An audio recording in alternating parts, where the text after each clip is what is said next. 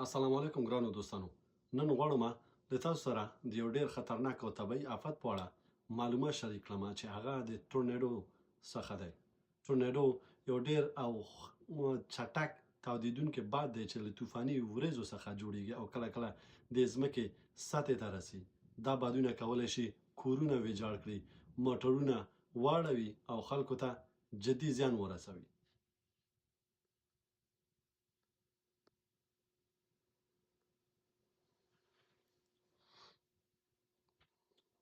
ټورنیډو اکثره په امریکا کې رامنځته کیږي او په ځانګړي ډول په هغه سیمو کې چې ورته ټورنیډو الې ویل کیږي، یعنې رامنځته کیږي په دغه ځایونو کې دغه شته دي او میزوري هم په دغه کې شامل دی. که چیرې ستاسو په سیمه کې د ټورنیډو خبرداری ورکړل شي نو لاندې ټکي په یاد ولرئ چې باید تاسو دا زر تر زره دغه عملي کړئ. اول، ژر تر ژره یو خوندي ځای ته ولاړ شئ لکه بیسمنټ یا د کور ټیټه برخه. له کړکیو او شیشو څخه لرې پاتې شئ.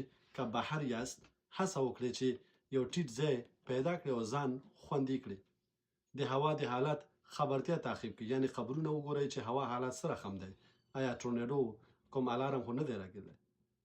ګرانو دوستانو، د طبیعي پیښو پر مهال پوهاوی او چمتووالی کولی شي ژوندونه وژغوروي. نو که چېرته دغه معلومات درته ګټور وي، مهرباني وکړئ ویډیو لایک، شریک او چینل سبسکرایب کړئ ترڅو نور مهم معلومات هم له تاسو سره شریک کړم.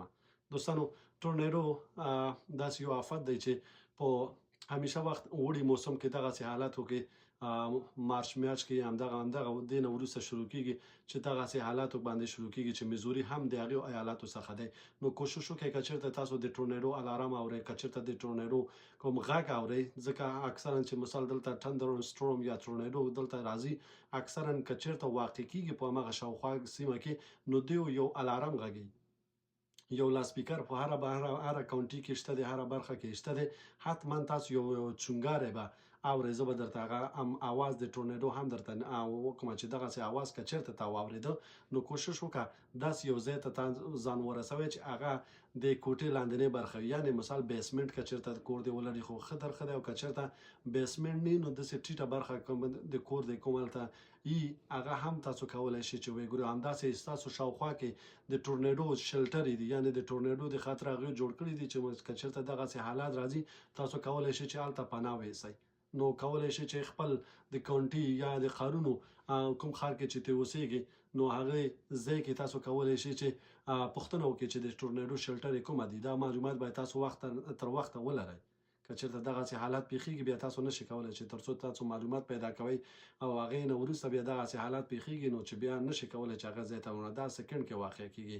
اوس هم د میشیګن کې ټورنیډو شوی دی چې مثلا ما فکر کوم چې هلته مرژګوب لا هم اغوښتی دی. نو هغې د خطره تاسو ته هم دا یو معلوماتي عامه پوهاوی دی چې تاسو ته زه درته درکوم.